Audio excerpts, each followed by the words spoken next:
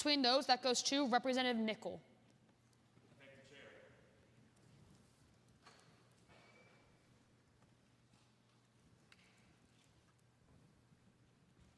This is Representative Nichol.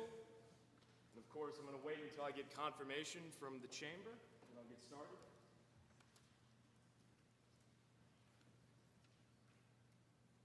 All right, that's everyone. It's tangible, it's solid, it's beautiful, it's artistic from my standpoint. God, I just love real estate. Now, that was New York billionaire real estate mogul Donald Trump, and I guess he's also the president or something. I'm not sure about that.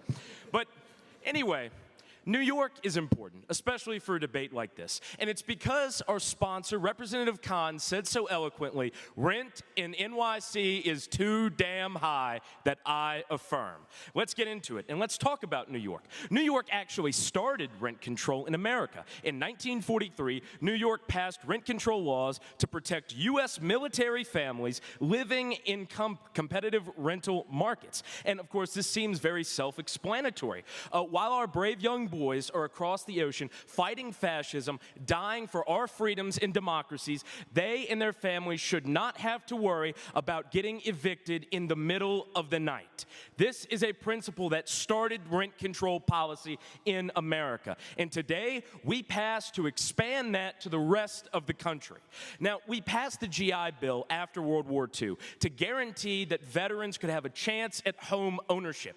And that's a principle that's very important. And the reason why we affirm, most importantly, is one we haven't heard. It's because it begins the transition to decommodify housing. Now, why is decommodifying housing so important in this country? Well, it's because housing is a fundamentally inelastic market, which means that free market principles of supply and demand do not apply evenly. Let me give you an example. If I am looking for a home and I need shelter, a roof over my head, and there is only one option available to me, I will pay whatever I am able to stay in that property. Whatever I am able to stay out of the rain, out of the cold, the blizzard, anything, because that is about survival.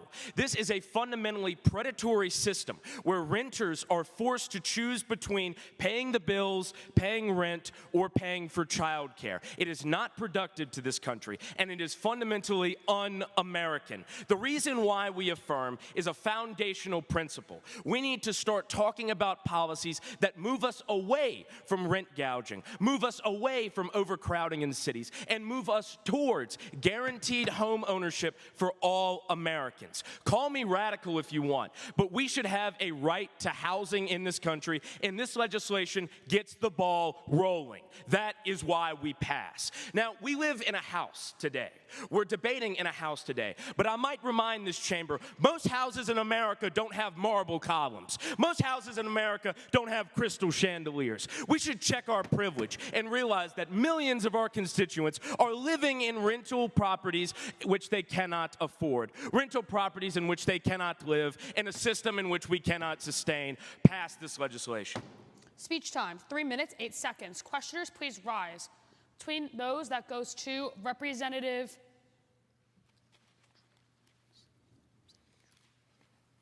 Dang, followed by Representative Adams.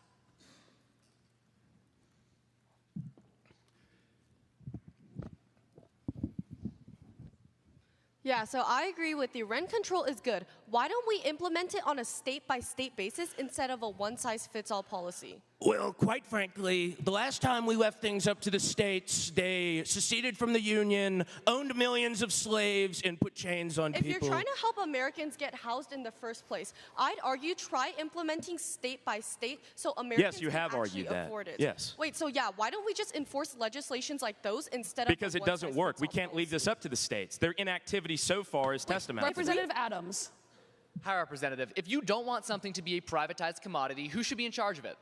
The public sector? The government, exactly, which is why we have this concept of public housing, which is funded by tax dollars, right? Right. So when we tell you that rent control reduces property values, thereby reducing tax values, reducing government revenue, there's less public housing, right? So there are different ways to fund government services than just property taxes. And if the problem is essentially that So I assume you have an alternative prepared in this If we're bill. relying just on property taxes, we can just change that. Believe it or not, we can make more than Where one in this policy. bill does it say that? Questioning time has elapsed. Speaker may be seated. I thank the chair. Any no negation speakers, please rise.